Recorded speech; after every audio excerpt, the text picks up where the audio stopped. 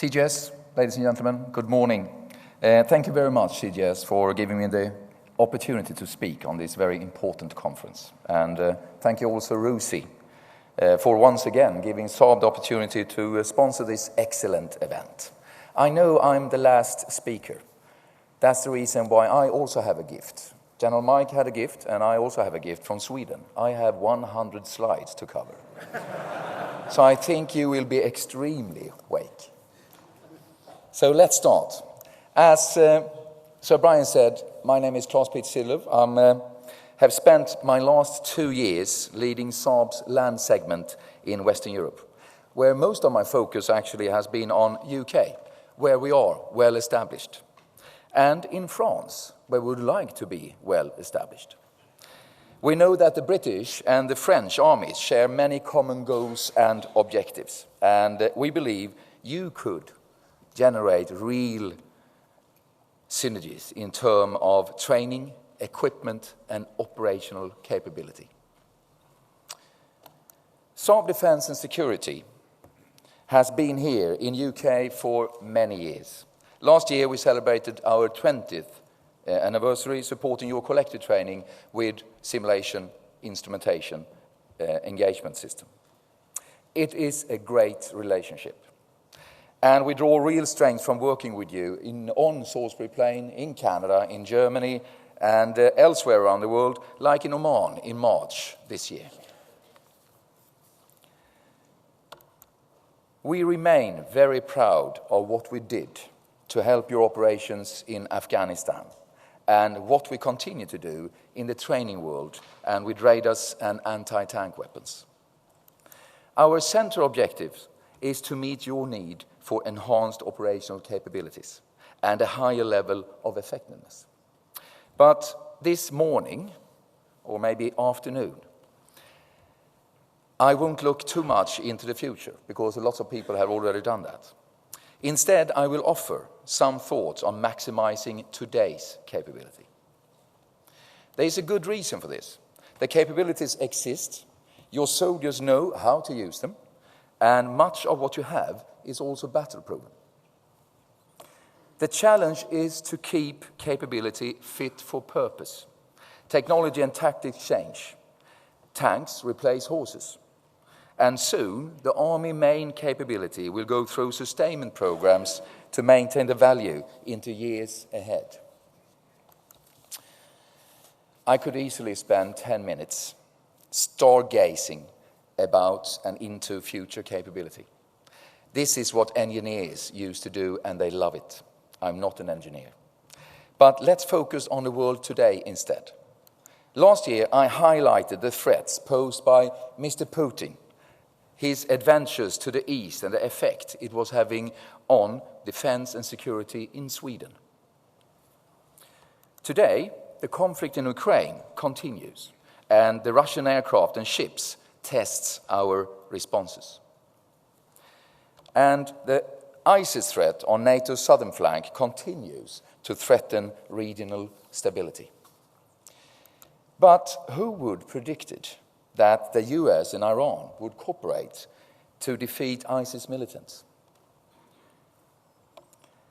In terms of military capability to deal with this threat, the train has left the station. You will have to use the capabilities you have.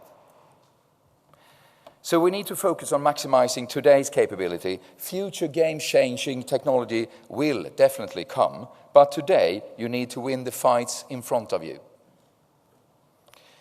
One limited factor, of course, is the current financial climate. Cost and efficiency will remain key drivers in force design and optimizing capability. With this in mind, I will look at 4 areas where maximizing capability is possible today. They are battlefield radars, signature management, ground combat systems, and of course, training and simulation and education. Does anyone recognize this organization chart? It's not one of your reactive brigades, although when you look at the firepower it has, I bet you wish it was. This is the Russian Army's new motor rifle brigade. I think it provides a very useful benchmark for us. We can use it to start to test doctrine, structures, equipment, and of course, training. I'm not saying that you will fight the Russians, but ask yourself the question, what would you do if you did? What will help you against this, a 2S19, which fires the famous Krasnopol ammunition, guided ammunition? It's indeed a very powerful system. Fortunately, you have this, what we call Mamba in UK.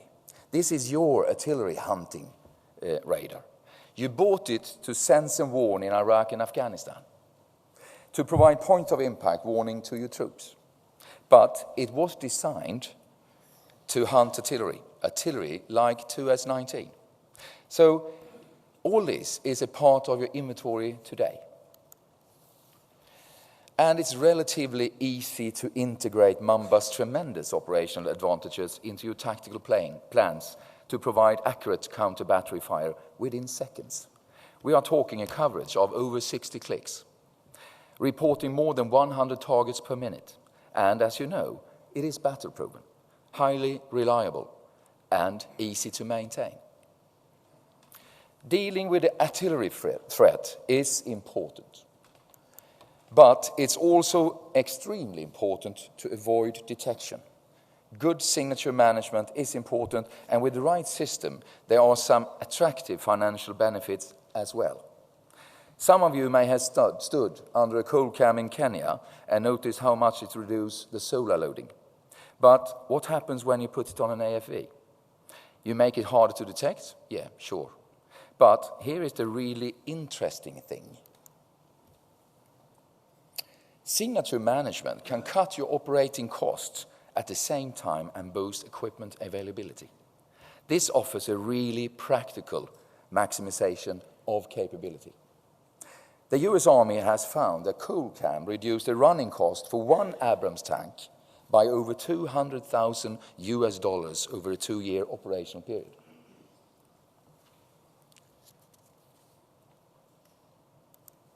My third point is ground combat. You have had NLAW for many years. SAAB delivered the final batch last year. Just to remind you, NLAW is the latest shoulder-launched overfly top attack anti-tank system. It provides dismounted light forces with a true tank killing capability. And it's built for urban operations. My final point is training.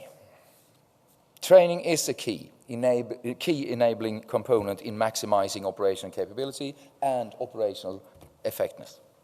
Over the last 3 years, I have heard the word partnership being used a lot. I now hear it again. We at SAAB, we believe partnership is an absolutely vital concept. We have worked very hard for over 20 years to cement a firm partnership with the British Army. The partnership is built on our technology, yes, of course, but also a shared ethos. I believe that both of us have benefited from it. The British Army can now instrument 2 full battle groups with TESS, Tactical Engagement System. It's the same TESS that you use in Kenya, and you can deploy it worldwide, of course, with SAAB fully in support.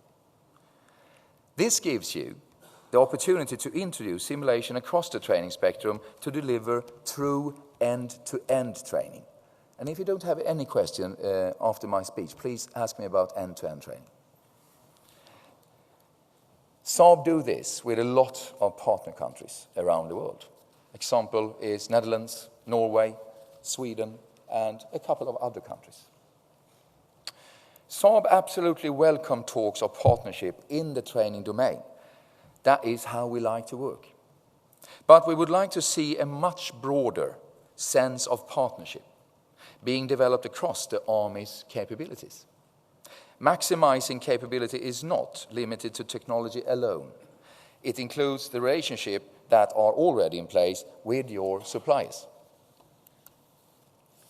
But to get full value from it, we need to build on current commercial agreements.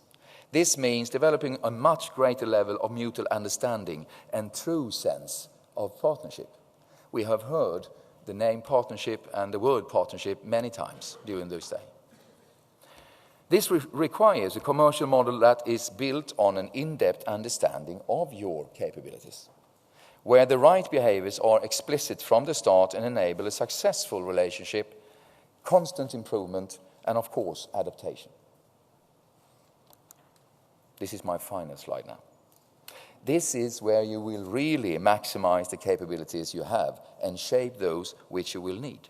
And we, SAAB, get the opportunity to do what we like to do most, help you win. Thank you.